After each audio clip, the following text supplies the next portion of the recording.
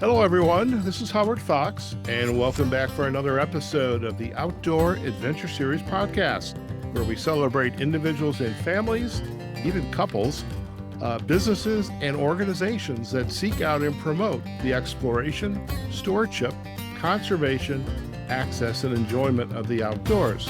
Mikkel and Dan Woodruff are our guests today. Mikkel and Dan are professional travel content creators and hosts of the Small Ship Cruise Talk podcast. Mikkel and Dan, welcome. It's a pleasure to have you on my podcast. Thank you, Howard. Great to be here. Yeah, we're honored. Fantastic. I don't know if I would go so far as honored, but it does make me feel We good. are. Oh, you're award winning. I mean, you have so many accolades, so many episodes. We've done deep dives into a bunch of them. Of course, the ones that kind of jump out at us because we've been to some of those places. So it's always great to listen to other travelers, and your podcast is great. So we are honored. I appreciate that. I'm very grateful. And I have to say, as I was preparing for this episode, I got done early in the preparation, have my show notes, and then I thought, okay, small ship cruises, where can I go and what can I afford? And it's a perfect segue for this conversation.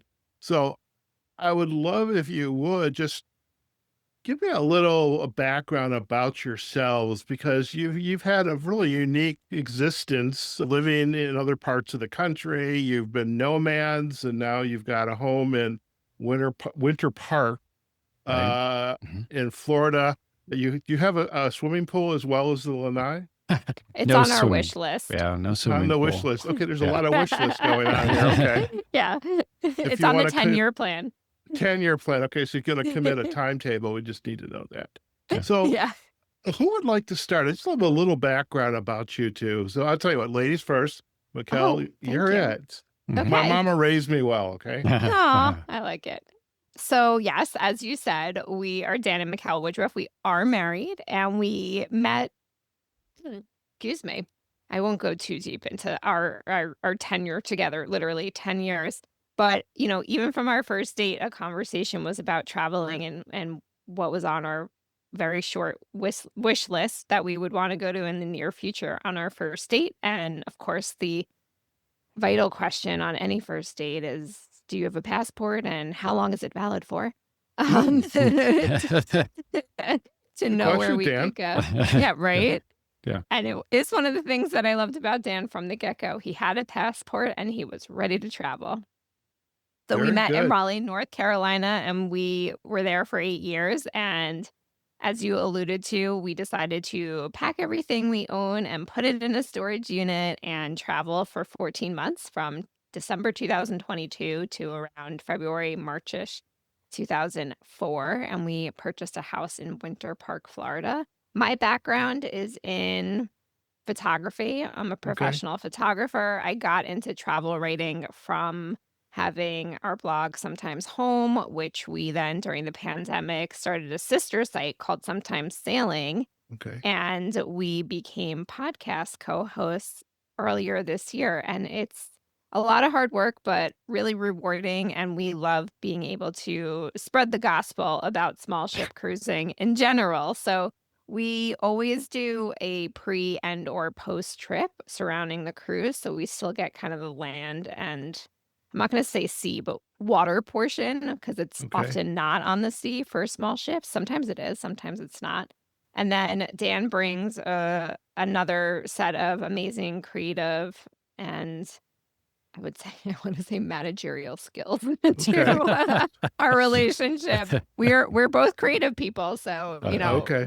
Well, we're like somebody yin and yang. has to dot the I's and cross the Exactly. T's. And okay. Right. See, I'm a Checks and balances. creative, but I'm a very process oriented. Mm-hmm. I don't plan to the nth degree, but I at least have to know what the plan is, and then I can adapt to that. So I appreciate what you shared, and we may circle back to some of that, especially photography, because that's actually, well, I've done a lot of that myself. In the days when we didn't have digital, let's just say there was this little piece of film, which is what it was called.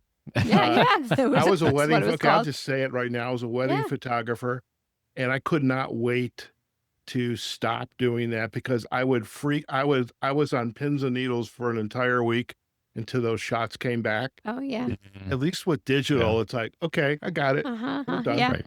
Right. We So, have that in common. I've photographed many weddings too, but never on film, so I do give you credit for that, yeah. okay. So Dan, give us a little high level 30,000 foot view of your story. My background is creative direction, and I've Okay. been at mostly very large corporate settings. Okay. So running teams and creating content for those for marketing departments, but it's always been with my creativity has always been with a action at the end, right? So Okay. we want to create anxiety that is relievable by purchase, right? So it's Ah, like get the customer to do something. right. I am Mikkel is the one that's very detail oriented with Okay. everything, and Oh, really? I'm the big picture Yeah, guy. Like yeah, I don't want to know details. I just want to know that's yeah. So she where. has to like get in a rein you in there. Okay. It's actually a really great yin and yang for us Okay. because, um, when we do our trips, I'm usually the planner with the logistics and such, and Hmm. he's the one who says, "Okay, whatever you think." The one thing that I really ask for him to decide every single trip, if we're going somewhere that has a lot of art museums, Okay. because Dan's the one with a really strong art background, so and luckily, we like the same kinda art, so he usually is the one who's deciding what museums to go to in Okay. that regard. Okay. Very cool. Mhm. See, when I travel, I care about the farmer's market Oh, and yeah. Mm. the I want the food. If I see another church or a castle, Yeah, I can do one or two. Okay, I'm done with this. yeah, yeah. I'm very happy to sit at a cafe, drink some coffee, some good coffee, have a nice piece of chocolate, and just people watch to no end. I That's was Mhm. gonna my say the people watching is high on that list, especially if you're in Europe, right? Like your al fresco and yeah, you want yeah, all that. Yeah. yeah. So when you two first met, I'm curious, what was the first trip that you guys went on together and you got that passport stamped and where Ooh, was it? mhm. Mhm. Belize. Police? Yeah. So, I mean, such an easy barrier to entry because it's Yeah. not that far away. They speak English and they take the US dollar. So, really that was our test. Like, can we travel together? Are we going to end Okay. up estranged at the end of this trip? It All wasn't right. our first time traveling anywhere together. We Right. had been Okay. Yeah. Yeah. to Yeah. other domestic locations, but Uh, it was also nice because of not just all the reasons Dan said, but it was Dan's first time outside of North America. He'd been to Canada Oh, before, but so that that was kind of counts. like a nice get your feet wet. I mean, now it's like the list is endless of where we've Uh, been together. We're very okay. fortunate. Okay. One of the tr- niches I think you might call it, it's something I'm very interested in as I get older and kind of wind down my full-time career because I have another life, probably as you two do, Yeah. is looking for my next place to live. And Mhm. I've been exploring other countries and I came across a link the other day when I was doing some searching, and Belize was actually listed as one of the best places for Americans to go and live if they wanted to leave the US and live in another country. And I thought, oh, that's pretty cool. Yeah. It's I not have that to Yeah. far. say, Mm. the expats in Belize from the US makes sense, especially because we stayed at an amazing resort. If you, resort is a loose term, but it was that. It was called Table Rock Jungle Lodge, and it was started by two expats that actually lived in Florida, right? Right. Alan, Florida. Yeah. yeah. And they were great. So they had fruit trees on the property, and all they asked is if you pick the fruit, that you were going to eat it. The food was amazing. I would call it a resort. At the time when we went in 2016, they didn't have a pool, so that was like one Okay. of the main things that people wished in reviews they had, but they've since put one in. So I'm gonna call it a resort. It really is. It's beautiful. They have great meals, and anyway, this is all to say that two expats own it and they love it. So Okay. Well, that's good to know. Now, before we kind of jump into the small boat cruising, which I'm very interested in, do you still work in your other professions, or have you like said, okay, I'm done here. We're doing Yeah. this. I s when you have the soul and the, um, I guess you could say years as a freelancer, you're always gonna feel like a freelancer, and I think if the pandemic taught us anything, it's that you Yeah. should have your eggs in several baskets, not just one. Oh yeah. Yep. Yes. Yep. So, yeah, we have other careers as well. I still have my photography business. Dan does some consulting as well as some other things as well, and I always look for business opportunities. Also, when you're an entrepreneur, like, you're always looking for a business opportunity, so you Yeah. can't help it. I love that to hear that because it is so true. And like what I do, like with the podcasting and my other profession, I'm a coach, is I literally can do it anywhere. Yeah. And that there's something freeing about that. I just need to get out of my chair in 106-degree Las Vegas, but that's a whole other. So, so you've got your other your main source of income. You've got this more than a side hustle. It doesn't even qualify as a side hustle anymore. You've had this love of cruising. How did you all kind of decide? By the way, before I go there, your photos are amazing. I was actually wondering who's taking the photos. You probably had the tripod and the timer going. Right. Yeah. But your photos were Self-timer is your amazing. friend. Thank you. Yes. Yes. It's Yeah, an internal struggle between what we post on Instagram to be timely and, like, for as much as, is safe, so to speak, for people knowing where we are and when, to Mhm. post in the moment and to resist, like, not running something through Lightroom, which I'm sure as a photographer in the digital world now, post-film, even if you get film scans back, you could still run them through Lightroom, but anyway, that's another conversation, but it's very hard to decide posting in the moment, but that Lightroom app on my phone is great, but we do use self-timer for the 2 of us, and usually if somebody passes by and says, "Oh, can I take it?" I'm like, "No, no, no, it's fine, it's set Yeah. up, thank you." You know, All right. I love that. I have been known to when you can always tell it when tourists are trying to take this photo, the family, hey, would you like me to take it for you? And then I say, hey, I was a professional. Yeah, But yeah, that you know what? As somebody who sometimes does look for somebody to take our photo, I appreciate that. I don't usually tell people if I offer to take their photo that I am a professional, but Dan can attest, and he's so patient with this. But one of my favorite things to do when we travel is if I see a family and I can tell like the dad is taking it of the mom and the kid or whatever, is I ask them if they want to be in the photo, and I'm happy to take it because we travel to make these memories, and I do unto others as I want done unto me, and sure, sometimes I want people to ask us to take the photo, sure. so it is one of my favorite things to do, and I think Dan has patience with it because he's recognized that it brings me a lot of joy. Dan, you look like a very patient guy. I have to oh say, yeah, you're very cool. You're very zen right now. He is zen. Very, He is zen. very zen. that's a And to your point too, there are a lot of pictures out there where the dad is never in them because Yeah. yeah, he's yeah. taking mom and the kids. So how did you decide to get started with the sailing adventures, especially the small ships? Dan, why don't you uh, tell us a little bit about that? It was a decision. We had done a cruise. I think our first cruise together was Emerald, Mhm. and it was in the Netherlands for Mm, the Tulip cruise. And it was like it kind of clicked for us. Like, have a wonderful dinner, meet some interesting people, go to bed at 10 o'clock, get up and do an excursion. Like it was this great rhythm. And then I'm pretty sure that was my first time to Europe, and mm, realizing that No, it was your second. second time, realizing that your hotel room moves with you.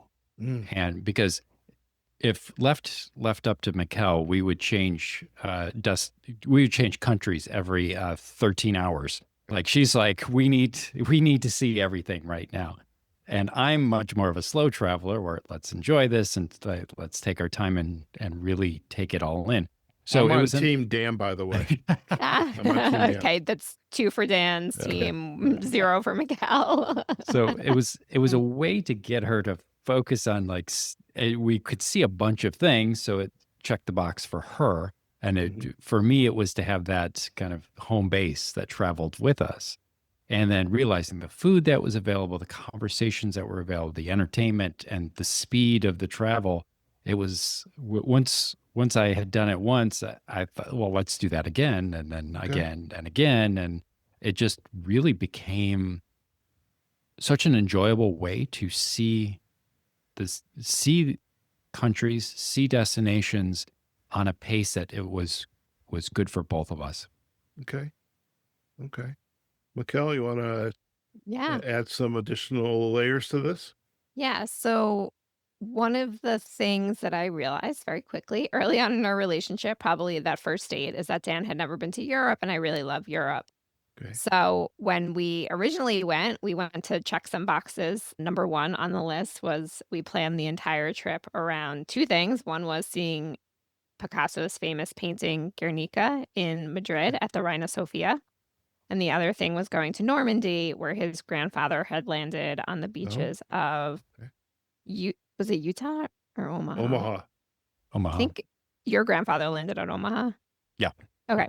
Anyway, we saw Utah, Omaha, all those beaches. It So was a that was our state. first trip.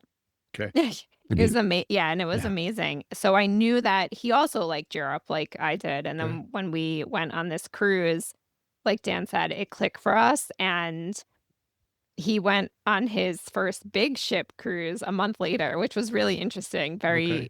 Very much. It's like night and day. Sometimes we say the only comparison is that they both are boats that float and they're called Uh, cruises, Yeah. yes. but they're so different otherwise. And even though we're often amongst the youngest people on board, I'm 42 and Dan's 47. We're old souls, and like he said, we like to have a nice dinner, we like to have a cocktail, go to bed, and wake up early in the morning. And the thing about a European river cruise, especially in Western Europe, is that it's hitting all of those places, like he said. And it is true. If it were up to me, he knows this from experience. When we started traveling internationally together, I would like switch hotels every 2 days. I'd be like, we're in Europe. We could just take a train from Austria to Germany and then we can like fly up to the northern coast of France. And he's like, calm down. I have I have enjoyed a slower pace of travel since we've been together, and I do not do that as much. But we don't really have to choose with cruises because it's like he said, taking us there and we're not lugging the luggage around. And the truth is, I know it sounds cliche, but the older we get, the more of a pain in the butt it is to lug the luggage around because we use backpacks. So we're Yes. not so even if you have rolling luggage in Europe on the cobblestones and whatnot, and yeah. they don't have ramps and it's Oh, yeah, you're gonna yes. break those wheels. Exactly. I was reading something from Rick Steves the other day, and he's got his special backpack or roller bag that he was promoting.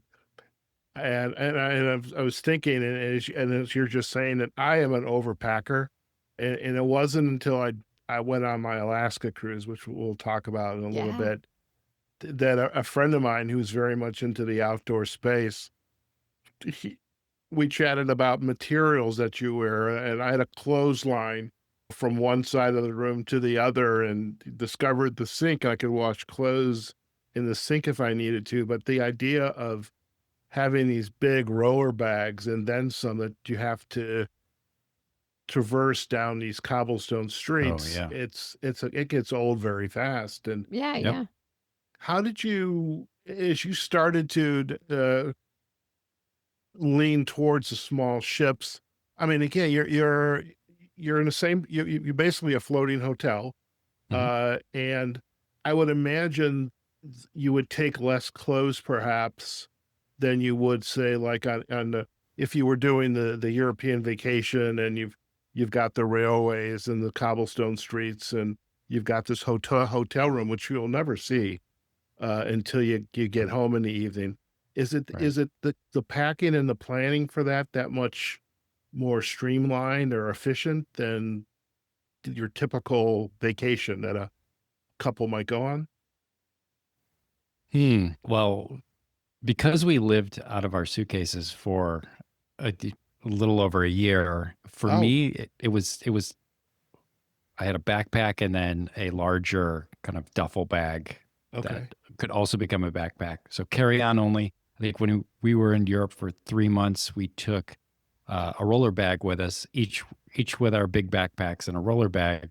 just because it was change of seasons. So it was, Okay. it was going into spring into summer. So we at least had to bring some jackets and some shorts, but Yeah. Also, we were in 2 Airbnbs back to back for 4 weeks each, so it's a right. little less Okay. lugging So around. Yeah. so your travels literally was one big chunk of time. Yeah, we only went back to our storage unit, like, twice that year, maybe 3 times to get a Yeah. winter coat when we were going I think what I picked up a suit because we were going to a wedding or Yeah, something. we were along going the to my way. cousin's wedding, so we had to get his suit. Okay, very Which cool. actually dictated when we came back to mainland USA Right. Okay. too, Yeah. but yeah. Where did you get married?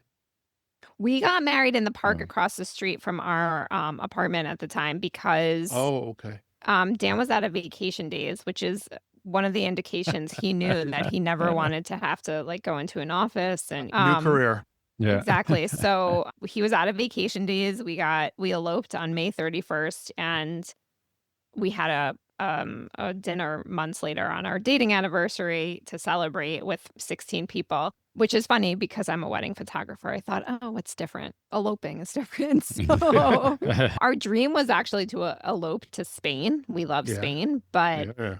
because of the vacation days, but we've been back to Spain since. And Okay. Now, when you are planning your excursions and you're on the small ships, do you like to plan a couple days ahead or a couple days after? Because I hate knowing the next day I've got to get to the airport, or the next day it's the programming or the cruise starts. How much are you bookending this with? I want to get there. I want to relax, do a little light exploring. What's your preference in those, Mikkel?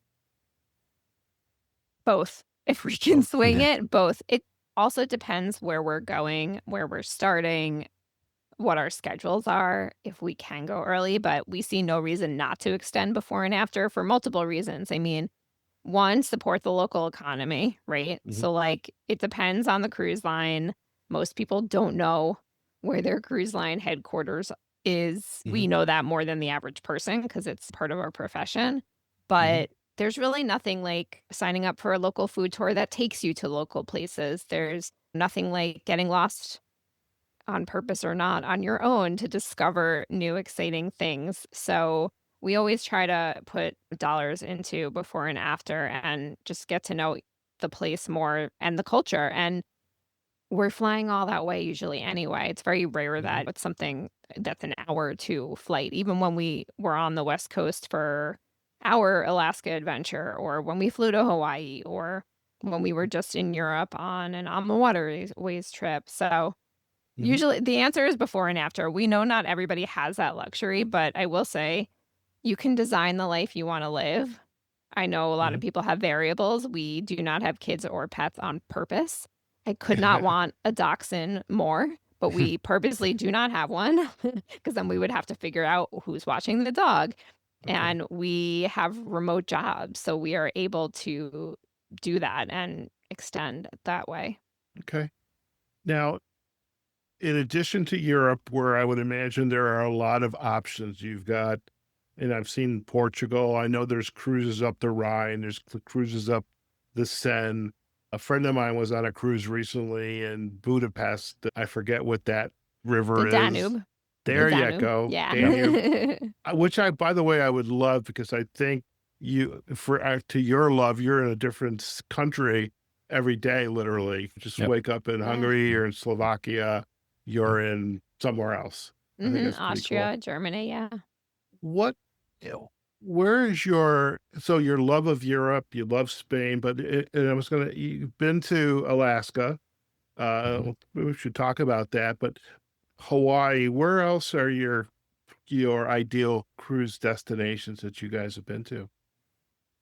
I did, I have to mention Cambodia and Vietnam.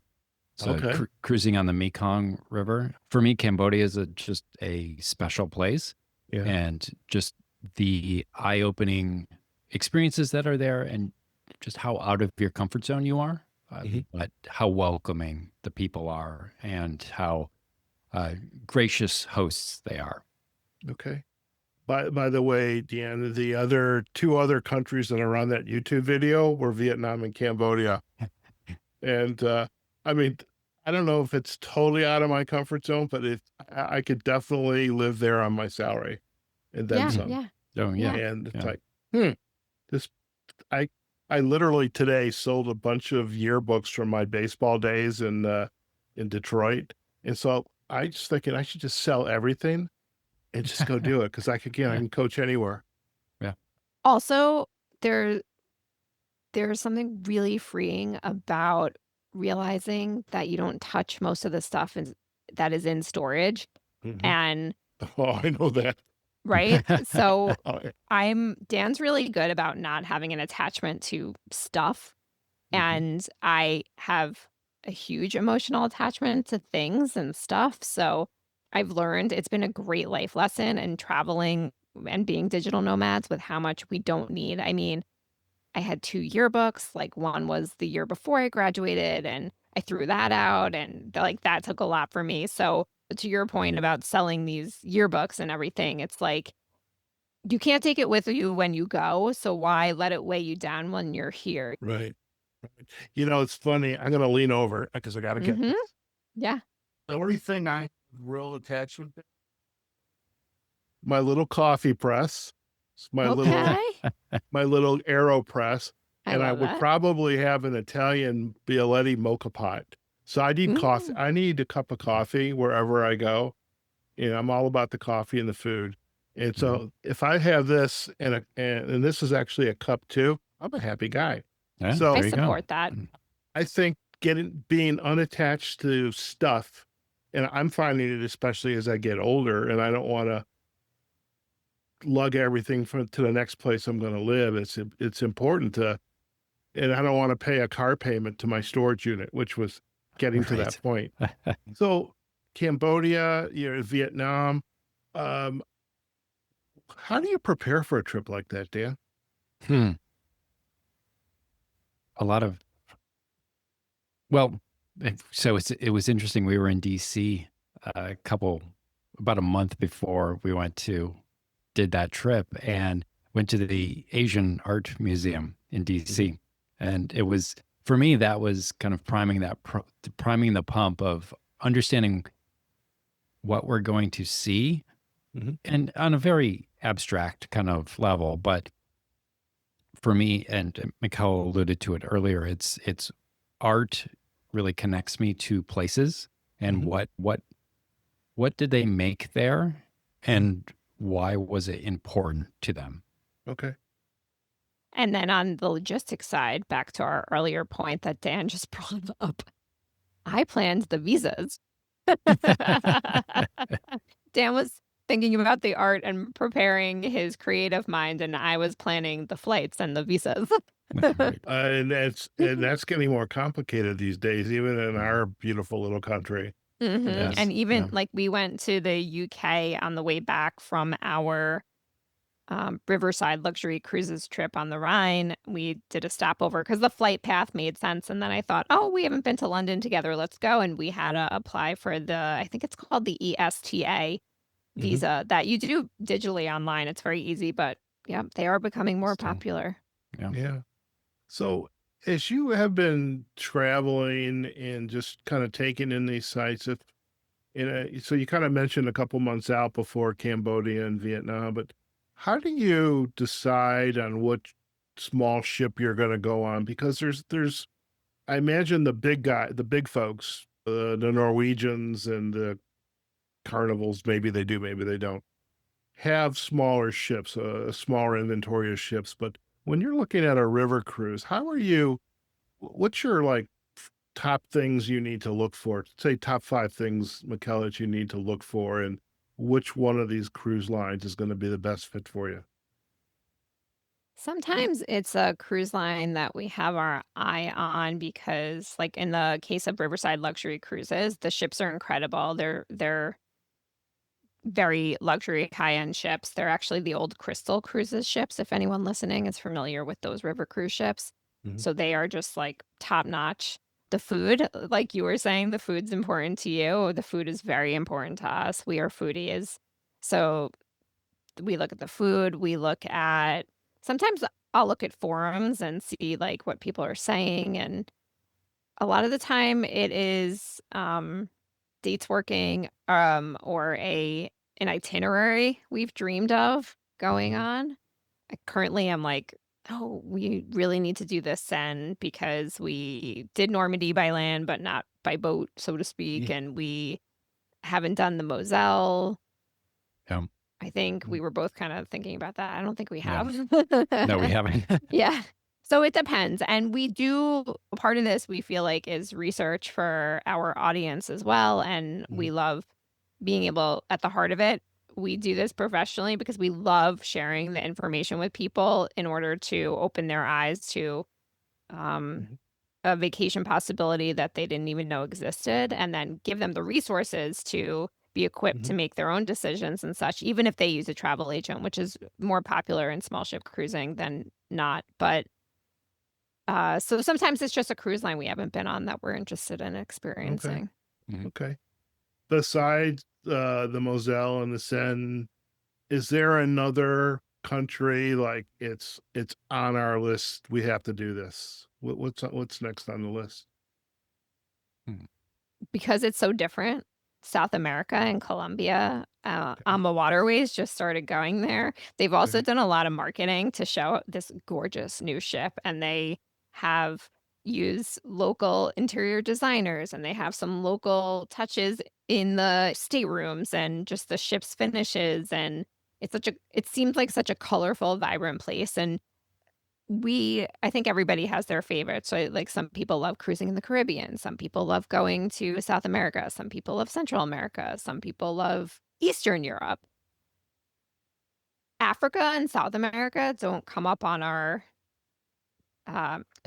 in our conversations as much. mhm, So when something kinda catches our eye that we would like to do in one of those continents, that kind of intrigues me because of it being less of a conversation with so in Colombia, they're doing river cruises. Now, a lot of these places, small, very small independent companies will cruise there, and there's maybe they have one ship, okay, but when a big name like AMA Waterways comes in, which I would say is the number 2 river cruise line, I would say Viking, AMA Waterways, and actually American Cruise Lines mm, has a fleet of 21 ships, soon to be 23, then soon to be more. It really can do a lot for the economy and opens people's eyes to travel. I think another example of that is actually Japan. So yeah, Dan was talking about going to Asia for Cambodia and Vietnam, but one of my bucket list trips is we've done Japan by land. We were there for 6 weeks when we were traveling, and I had been there previously a couple of times, and I'm just obsessed with Japan, but we've okay, never done it by boat. Same thing with Right. Norway. okay. So those things are at the You top of know, my I list. I think the, like, the fjords up in Norway and Finland, but I mean, I obviously Japan surrounded by water, but I can't Right. are we talking river cruises or cruises on the ocean going around Japan? Yeah. So ocean ships. Yeah, not Okay, river cruises. You are correct. And the ship size varies. For Japan, it's very often not adjacent. It's part of an itinerary with other places like Hong okay, Kong, Singapore. It's very rarely, I think I've maybe only seen one itinerary that's only Japan, and it's on the ocean. Yeah, but the ship oh, size can vary. okay. Dan, what's been the smallest ship you 2 have been on? Smallest ship was a barge ship in the south of France. So there Okay, was 5 passengers and 4 crew. wow, So in essence, we had a private chef and a bartender that was available at any time. Interestingly enough, we were with 3 other people, and okay, you're in a pretty small space yeah, on the barge. So luckily, we got along with the other 3 people throughout the okay. Yes. week. It was It nice. was great. We didn't know them coming into it, so Yeah, we You certainly knew do them going now. out of it. Yeah, exactly, exactly. One of the things I loved about that, because this is an outdoor conversation too, is that there's only 2 decks you can go on, the deck with the dining room area. I almost said restaurant, but I wouldn't even call it that. The dining room area and the small galley, that chef really worked magic in that teeny tiny galley, and then the staterooms. And our leisure area was really just being on the top deck Hmm. where the captain was navigating, and there was a hot tub at the time. It was July a couple of years ago, and there was a major heat wave in France. And it was actually cooler to be in the hot tub that the captain kept at 98 degrees for us than it was to be on the deck. So we were in the Yeah. hot tub a bunch. But seeing the French people enjoying the land as we very slowly sailed by was such a joy. Wow. That is, I Mhm. could definitely see myself there. That would be Yeah. very Yeah. cool. So let's talk a little bit about Alaska. So I Yes. did an episode not too long ago with the Visit Wrangell, which is their destination marketing organization and chamber of commerce. And my goal is to like, okay, guys, how about if I come up there and record a whole bunch of podcast episodes for you? Mhm. But I realized you got there by boat because it's not the easiest place to get to. But tell us about that experience.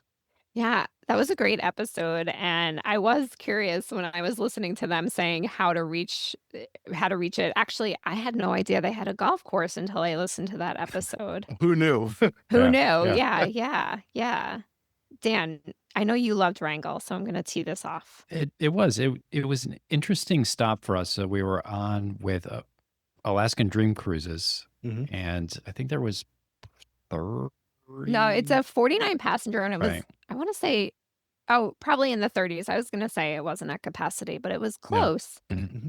So it was a smaller ship and very expedition style ship. So very kind of rustic, Right. not what you would call luxury, but not like sleeping bags on on the floor or anything like that. It wasn't Uh, glamping, it was right. But the beauty of that cruise and that cruise line is it really gets into those places that most tourists wouldn't go to. So I think Wrangell was such a great example where definitely not on our radar, but when we pulled in and we did a hike there and we explored the petroglyphs on the beach and we went in yeah. downtown to the museum there and really felt integrated into their daily life of the town and got to know it in really just a short period of time, like 8 hours while we were there. Yeah, Yeah. I also loved that the guides that were touring us around were in their early 20s, and they decided to come back after going to, I believe Portland's like really popular to live in from living in Alaska. So they came back because they wanted to help carry on the native traditions and culture in that area. So that was really special. I remember we hiked up to that. You can hike the trail by yourself. It's really easy. Did you do that? You can go up to the vantage point. I'm still waiting to get there. Oh, you okay, okay. I didn't know if you had been there on cruise. This is the Okay. downside of my Outdoor Venture Series podcast. My guests are more outdoors than I am, but that's not I know. totally true. But I sometimes feel that way. That's why I It's have a Yeah. lot of funny. envy in my life. Yeah, Sure. it's funny because 'cause I'm sure you can relate as a photographer. People are like, "Oh, how do you do that? If, you have a wedding, you have to be somewhere." I'm like, 1% of my job is photographing the wedding. That's why you can be you so I'm sure with the podcasting, you know this firsthand. It's like it's a lot of computer work and editing and being in a Hmm. room doing that and just needing Wi-Fi.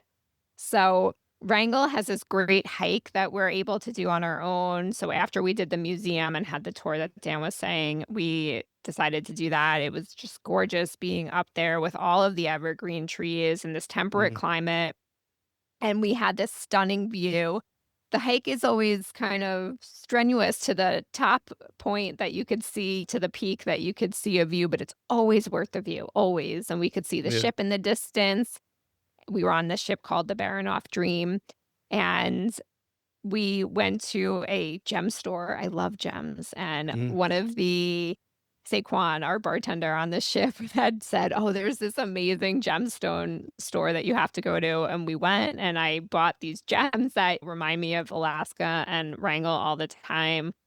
So yeah, it was really special. I'm not sure if I've answered your question because now that I've been just rambling, I don't know what your original question was. Well, I love the fact that you visited Wrangell by boat, and Mhm. because and I imagine, I mean, like in with the the other cruise line that we're familiar with, and we'll tee that up next on Cruise Adventures. Hmm. I was on their boat, the Wilderness Discoverer, back last May, and we went up to the uh, I should know this. It's the national park, and Like the Denali? well, not Denali. It's Oh, up the Northwest Passage. I think Come on, gotta do a national park. I know it's gonna come. It's gonna come to Hmm. me when I hang it's up. Hmm. something with But a K. Yeah, well, it will. and I would imagine this is like one of the glaciers right behind me. But I know those ships were small, and I thought that's what's really cool about these small ports, because you can't get there with these big Yes. Yeah. ships. Right. Is it And Glacier Bay National Glacier Park? Bay National Park. Yeah. Okay. Thank you very I'm much. like, it seems so, yeah, By obvious the way, after I you could say have it, right? looked at this. This is a little, if you want to bottle No, of all your national parks, there yeah, you the go. answer is always right in front of us. Yeah, or it's the last place you look. Yeah. So I would just love to get to Wrangell and just experience that even for a week. And it's Yeah. like, and just interview people. Yeah. Hmm. And And talk about Hmm. slow travel. Yeah. that's actually a very important word, slow travel, especially in this day and age when everything is moving a mile a minute. We Mm. need to take advantage of that slow travel. And so that's where, for me, the camera, just sit out on a log on a bench in a cafe and just drink my coffee or my adult beverage and take pictures. I'm a happy Yeah. guy. Yeah. Yeah. So, what was your experience now with Uncruise Adventures? Because I had the pleasure of cruising with them. You did as well. Where were you? We were in Hawaii. Hawaii.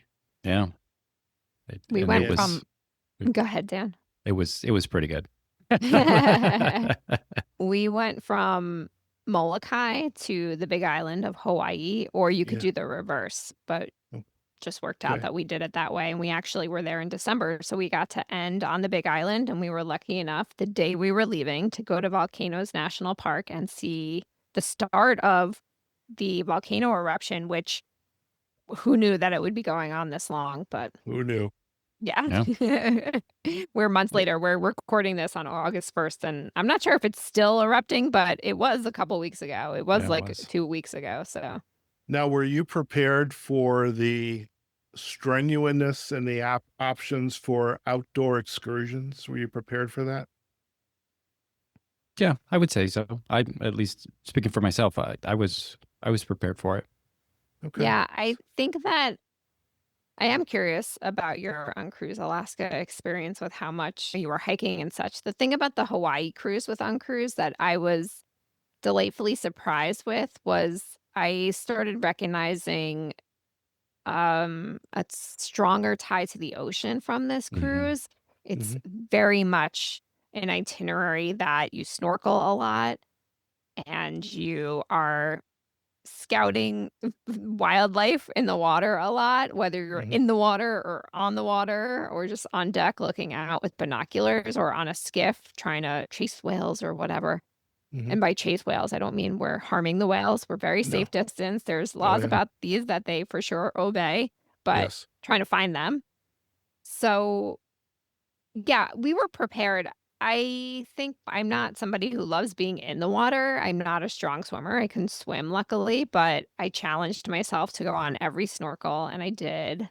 Hmm. So it was strenuous in terms of, I guess, just being in the water and not strenuous, but mental gymnastics about getting in, getting in. Yeah. Did you Okay. have a lot of hiking on yours? There were a lot of hiking opportunities. They had the hardcore, the medium core, and the soft Mm, core.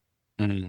I've reached a point in my life where I think about length of my life that's left, yeah. and I Yeah. don't do Right. anything where. But I ended up doing a lot of the easier, like the Yeah. shore excursions, Hmm. some bushwhacking, some lighter hikes. Yeah. But I was definitely on the water in the kayaks, and it was just a wonderful experience. And I think I wish I was in a little better shape, Yeah. but it was still just to be able to be there in this beautiful part of the world, seeing Yeah. all the wildlife, and then the uncruise, the crew, they took good care of us, Hmm. and Hmm. made sure we were safe, and also made sure we were, if we saw something, that we were going to be taking advantage of it with a safe distance, by the way. Right, of Yeah. course. Yeah. And what you were saying about the small ships, because we did a big ship in Alaska that they do not get as close to the glaciers as you would like. It's a stark contrast with how close you can get at the safe distance. And a lot of it is because you're on a ship that the deck is it's small compared to Yes. the how long a large cruise ship deck is. So just from proximity from the vessel you're on, but that being said, they can physically sail closer to the glacier. So Yeah. Right. yeah. We had the pleasure. It was kind of funny. We were kind of racing a National Geographic's boat to Hmm. Oh, the that's funny. dock at the visitor center at Glacier Bay National Park. Yeah. We got Yeah. there first. They were Oh. not happy about it, but Oh. hey, sorry But you guys, won. Yeah. but we won. But Yeah. I mean, it was just. But that's where I think the small ships really Mhm. live up to their reputation. I mean, I remember there was a waterfall, and the captain uh literally took us up there within inches of this waterfall. I Yeah. mean, that's Mhm. how Yeah. close we Mhm. got, and you could just feel the spray coming at you, and it Yeah. just, Mhm. and then to take the skiffs out and see the calving on the glaciers was Mhm. just a phenomenal experience. I love Yeah. that. I Yeah. have a Yeah. feeling, guys, we could go on and on and on, but Yeah. Right. I would love if we could, because I want to Yeah. give a good shout out for your website, and also we'll briefly talk about the podcast as well. So, in the spirit of technology, let's go to your website. Give us a quick kind of a 30,000-foot view, if our listeners would like to learn more about your work with sometimes sailing and the services that you're providing. Is that okay? Mhm. Yeah. I love that. Okay. All right. So I am going to share my screen.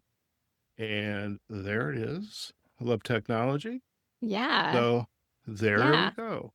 Great. So this is our website is sometimessailing.com. That's because we are sometimes sailing on a cruise. Sometimes we're on a sailboat. We've been on Maine Windjammer, for example, and Star Clippers. So those are great too. So river cruises are the most prominent small ships that people probably think of. So Mhm. front and center on our webpage is river cruises up top. We have a section for latest posts as well as you scroll down. So that really shows a variety of things we talk about. So it's anything from the best apps for your cruise planning to the best gift ideas you can get somebody that's going on a cruise. We also have Wi-Fi suggestions. The truth is, we have to stay connected on any cruise that it's possible because we run our own businesses, but we Mhm. are very aware of when we are going on a cruise that we will not be connected, such as Alaskan Dream Cruises in Alaska is a good Mhm. example. Mhm. Speaking of Alaska, Mhm. we have an Alma Magna ship review up there. It's a double wide ship. We were just on Viking on the Dora River in November last year. So those are kind of our latest posts. We are very photo heavy. We love photos. We Of try to course. do, yes, we try to do Mhm. a short on time box up top so you can pin it to come back later. The image that's up there, you can kind of get the highlights of what the article is about. And also, because I noticed you scrolled up and I forgot to mention this. So our navigation bar has the homepage, of course, and then cruises, the drop down menu is cruise lines. So you can Okay. look at cruise lines, and those are alphabetically listed. Okay. If a cruise line is not listed, it's only simply because we haven't been on it. And then you can also go by cruise type, so you can By the navigate the way, I'm not cruise. going to share that you don't have uncruise up here. I won't Oh, call you know that out. why? Because our article is in the works because I am woefully behind on images. But I Oh, will okay. say our podcast, wait, that's a good segue to the podcast. But so the cruises you can do by cruise line or cruise type. So barge cruise, Right. river cruise, expedition. Right. Oh, Our look at that. podcast page, yeah, you can Look at that. right there, the top is on cruise. So because that's an embedded player, it doesn't link to the category. But Right. our podcast is on the menu navigation bar for Small Ship Cruise Talk, and it's available anywhere you listen to podcasts. But there is a little embed player, and we try to do about 30 minutes of an episode. If it's longer, we'll split it into part 1 and part 2. But they're easily digestible, and we hope that they're jam-packed with info for people. I love it. And by the way, when I get back out to my Buzzsprout, which is my host, I think that Yeah, might be same, your host same. as well, is I want Mhm. to I'll add your podcast Oh, to yeah. my favorites, and you Great. can add mine Yeah. to your Yeah, favorite. yeah, yeah. I Absolutely. love that Yeah. idea. Yeah, Right. we love a little cross promo. Yeah, and by the way, I was looking at when I was looking at the episode library, I'm thinking 28 minutes, 35. How do these people keep these episodes so short? It's I a mean, challenge. It's a we are challenge. already at 51 minutes, by the way. Yeah. I know. That's why we split a lot of them. We're like, we have a lot to say. Yeah. Okay. Yeah. So you're on all the major podcast Anywhere you listen. directories. Yep. I And love this that. just goes through a little bit about who we are and Yeah. what you're going to get. There's an essential river cruise budgeting guide that you can enter your email to get. That's complimentary if you are interested in that. Okay. And yeah, like I said, we just hope to fill it with info. And if anybody reads our site, if anybody listens to an episode or anything and we don't answer your question, we love hearing from people and helping them. So we're not travel advisors. We have travel advisors we recommend if somebody wants help planning a trip, but we really are just in the heart of it is truly passionate about helping people travel more and see the world. Okay. No, very cool. I love it. So what has it been like to run the podcast? How has that experience been for you guys? Yeah, so truthfully, we explored starting a podcast a few years ago, and we tried it and didn't work out. It didn't feel right. We had a lot on our plate at the time. The timing was just off. And then this year we thought it was the time to do it, and the stars aligned, and I've loved it. There's something so gratifying about having the conversations that Dan and I have anyway and just Okay. recording them and letting the world kind of listen in on our experiences and reaching a new audience. And there's something also wonderfully challenging about getting an Mhm. episode out consistently every week, which we have done since March 12th or 13th, which is All right. All amazing. right. Yeah. That's Yeah. As somebody who has over 250 episodes, how has that been for you? well, it's always a challenge. Actually, I have well over 500 because I have a business podcast, Oh. and then I Oh, co-host 2 podcasts, oh my and gosh. then I produce a podcast for my partner and I produce for Boulder City Chamber of Commerce called the Best Damn Podcast. Maybe we could do a cruise on the Colorado. I know by the way, there's a small ship that goes up and down the Mississippi, by the way. Oh, Yeah, yeah. there's two. Yeah. Yeah. Two major cruise lines. There's Yeah, American Cruise Lines, and that's there's it. also Viking Mississippi that goes. Okay. Viking's Right. only U.S. ship is Viking Mississippi. Okay. There was a cruise. So I do a lot of episodes with like chambers of commerce destinations, and I did a Hmm. series with the National Marine Sanctuaries. And oh my God, it's Friday, and my brain is starting to say it's the weekend. That's But fine. I did an episode in up in Michigan. It's up in Alpena. I'm getting to the city. There's it's like a shipwreck National Marine Sanctuary right there. Mhm. But the Viking was just going to start to come into that port, and so you could come visit Alpena, go to the National Marine Sanctuary. There's a lot of diving in there for the shipwrecks. So Interesting. Yeah. it's a cool area. But I would like to do the Mississippi. I'm going to stop sharing our screen. Thank you for taking us on this brief tour of it. I love the logo, by the way, with the Oh, little waves. thanks to Very, Dan for his Yeah. branding. Yeah, yeah. Dan, I love that, Dan. All Yeah, right, let me. actually, our sometimeshome.com is a similar sister logo. Sometimes home. Yeah. Okay, sometimes. This is the Oh, site that we both decided to do together when we met in 2015. ah, And then in 2020, as I briefly mentioned before, when there was a pandemic and a no sail order for all cruises, if everybody remembers that time, people were oh, yeah. stranded on cruises, so to Yeah. speak, for a long time, we thought, what would be good to start a second site about right now? Cruises. Of course. No guts, There you no go. glory. So we did. So the Yeah. logos are kind of very similar on Okay. purpose. Yeah. I love it. We'll Thank you. provide backlinks to both sites as well Yeah. as to the main podcast page as well. Let me stop sharing so that we're seeing each other again. Yeah. So I have a question. This is the kind of or a couple. This is a kind of a gotcha question because I didn't let you know I'm going to ask it. But hey, what the heck? My show, my questions. What have you two learned about each other since you've been together for a while? You've been traveling together, cruising together. What have you learned most about each other? And is there something that still surprises you? So, Mm. Dan, I'm going to start with you. What have you learned about traveling with Mikkel, and what still surprises you? Food is number one. So keep her fed, and Okay. if there's an inkling that the tank is starting to run low, we need to get food, Okay. and Snack good food, stat. and good food, Yeah. not because there's many times I'm like, well, there's food right here, and it's like, no, that's not the food I want. So No. Okay. I think that's probably the biggest thing is just understanding and listening to ourselves and each other when it's time to pause. Okay. Very good. Yeah. Although Okay. I will say it makes me sound snooty with the food, but there's nothing like a 7-Eleven in Japan for Really? all snacks. Oh, Oh it's yeah. Bro. they're in a different. They're living in 2035. Like they are. Oh wow. All They're right. So somewhere that's else. good to know. Yeah. 7-Eleven in Japan. Oh My yeah. I have a friend, Linda. She is a photographer, and she visits a country a year, and then she creates her inventory when she does her art shows.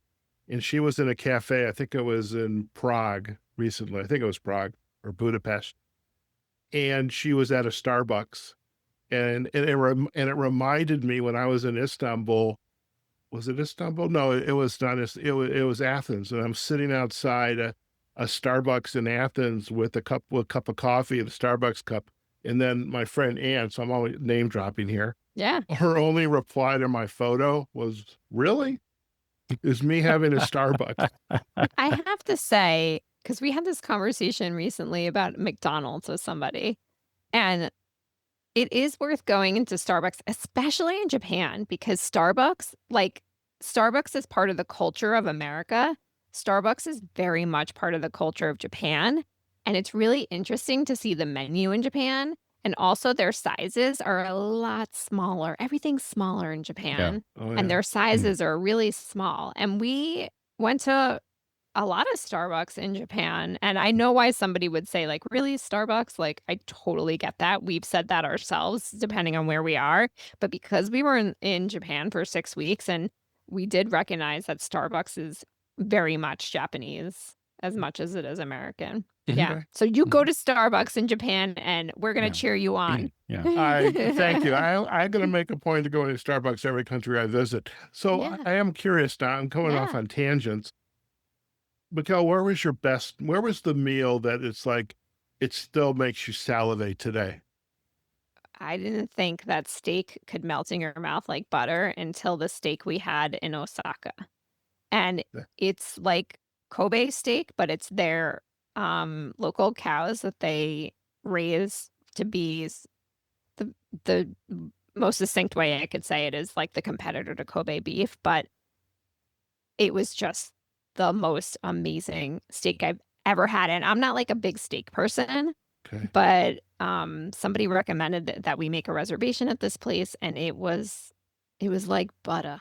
It was just Like butter. so Cut like good, butter. so good. And every part of the service, the design of the restaurant, it was almost like bar seating, like 3 different areas of bar seating, but like low to the ground, so normal height tables, and a little like hibachi grill in front of you. And they would cook. You think, oh, they're going to slice the steak like hibachi and present it. No, they noticed how fast you were eating, and they did 3 cubes at a time. So they slice the cubes of the steak, and then they grill it it's like the next level of to order as you were eating. So every bite was fresh, and the salad they served us was incredible. The dessert was incredible. Their service is cream of the crop in Japan, so it was just the best, the I love best. it. I love it. Okay. Dan, you've had some time to think about this. Sure. I always default to a meal we had in Valencia, but I think ultimately, if the question you didn't ask was like if you could just order any meal at any time, like and have it appear in front of you, it for me it's just Spanish ham, jamón ibérico, just Uh, with a nice cognac, like just a nice beer and or like some wine, and just give me like ham that I eat with my fingers and just listening to some Mhm. music. Like I'm I happy. I'm with you. I am with you. Give me the tapas. Give me some good cheese, some Yeah. olives, and Yeah. Yes. some prosciutto or ham Yeah. jamon. Mhm, And it's Hmm. like mhm. I have to watch my bread intake these days, but I can get past that. Yeah. But Yeah. I love that. So before we head out today, and I just want to give you guys an opportunity as you kind of look back on this grand adventure that you two are on, and maybe it's the same, maybe it's different. What has been your aha moment that look at what we get to do here? Mikkel, what's your aha moment? I mean, we live with an attitude of gratitude, and I'm honestly grateful every day. One of my favorite things to do is we'll just randomly say to each other, "Let's name 3 things we're grateful for." And it sounds like super cheesy, and I'm kinda letting people in a bit into our day-to-day lives, but, like, if you lead with gratitude, just you'll never be unhappy a day in your lives. Now, that said, I'm sure we all have our moments, and we do too, but we really do truly live an amazing life that we've built for ourselves. But I would say the luxury of being in Japan for 6 weeks was just I mean, we were living the life. I literally cried when we left because I didn't wanna leave, Mm, and the nice thing is we can go back if we're so lucky, and we watch yeah. those ticket prices for the flights, and we have the ability to our health and to walk through Japan and book that. So, there have been a lot of moments, but that's one. I mean, and another one that I'll point out is when we were in Tromsø, which is in northern Norway, which we did not get there by boat, we got there by land, and we had the most incredible Northern Lights show. Even our tour guide who grew up in Tromsø Oh said it was my. the most amazing shows he's ever seen. It was a KPI. I do this all the time. I always say KPI and it's KP index. Okay. But the KP index is 1 through 9 or 0 through 9, and it was a 7, and he said that's, like, really spectacular and very Nice. rare, so it was incredible. Did you get some nice photos? Yes, we did. Yeah. Yeah. Guess what I want? Yes, we did. All Yeah. right. All right. I love that. I've not seen the Northern Lights yet, but I have seen my whale up in Alaska, so I'm Uh-huh. happy there's. But I have more things on my bucket list, so but Was it the a Northern humpback? Lights definitely is there. Yeah, yeah. Definitely there. Dan, what's been your aha moment? Anything you want to add on to this? Truly, my aha moment was let's go back to that original trip. We were in Belize, but for my moment, we were actually in Mm. Guatemala and we were at Tikal. I saw a couple that looked very sunburnt, very ready to be done with their day in the jungle, hiking around the monuments. Older couple, looked like they're newly retired, definitely Americans. And that was the moment I said, okay, how do I don't want to do that. I don't want to wait until I retire to travel, Mhm. to be in this position. Like, how do I pull all that forward? So Right. truly from that moment, even till today, it's how do I pull that retirement, quote unquote, retirement forward Right. to spend the time where I want to spend it with the people I want to spend it with.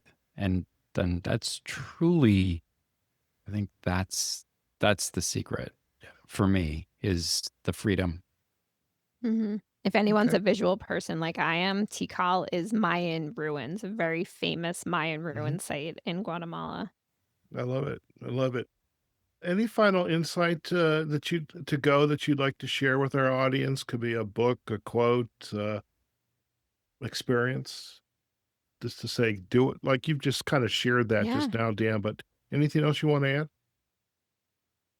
I just read Mel Robbins' book, Let Them. Yeah.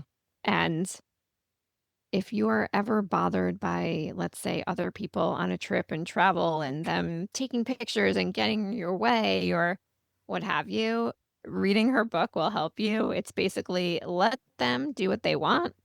Don't worry about it. Let me react in a way that honors my peace and my personality. So it's a great book. I mean, it helps me with business too. There, whatever you feel like you're going through in your life, it can help you. Dan and I love self-help books. We love nonfiction. We watch documentaries together. So we tend to read books that are along those lines and self-growth, really. I love it. Well, perfect. So I know we've been to the websites, but again, for our listeners' benefit, Sure. if they would like to learn more about the two of you and your passion for travel, listen to your podcast, social sites, where are the best places to go? Thank you for asking. So, our websites are sometimessailing.com. And if you go to sometimessailing.com and want to find our podcast, there is a podcast link on the menu, but it's also very easy to get to. It's smallshipcruisetalk.com. It's available anywhere you listen to podcasts. And we are at Sometimes Sailing on social media. I'll focus on that to not overwhelm people. Sounds good. And if you want to get in touch with us, you can DM us on social media. You can find an email link really easily on our site. And we love hearing from people. And we truly just love helping people travel. So, any questions, we are an open book. Fantastic. Well, Dan, Mikkel, thank you so much for spending time with me and our audience on the Outdoor Adventure Series. It's been a pleasure to get to know you two. I have a feeling we're going to be staying in touch. It's one of the Yeah. benefits and loves of the podcast. But you know, you're doing some phenomenal work, and there is just the places you've been, the things you've been doing, and I think it's wonderful. And if we can get people up off the couch and out of their comfort zone and do some of these, I think the world's going to be a better place. So thank Yeah. you again for spending time with us today. Yeah. Thank Thank you, you. Howard. All right. Listen, stay in the line. We're going to do a quick close and then we can have a final chat. Okay. Okay. Yeah. All right, folks. We have just been chatting with Mikkel and Dan Woodruff, professional travel content creators and co-host of the Small Ship Cruise Talk podcast. I couldn't even begin to summarize everything we talked about today. So just enjoy this episode. We are well over an hour here. So I think we are at the top end of our longest podcast metrics. So, but that's a good thing. It's just a one travel, enjoyment, good food, good experiences. That's what it's all about. Now we're going to provide backlinks for you, not only to their website, sometimessailing.com. We'll have also the sometimeshome.com, their podcast, smallshipcruisetalk.com, and we'll have links back to their Facebook and Instagram pages. As for us, you can find our episode on our website, outdooradventureseries.com. You can find us on our pages on LinkedIn and Facebook, Outdoor Adventure Series.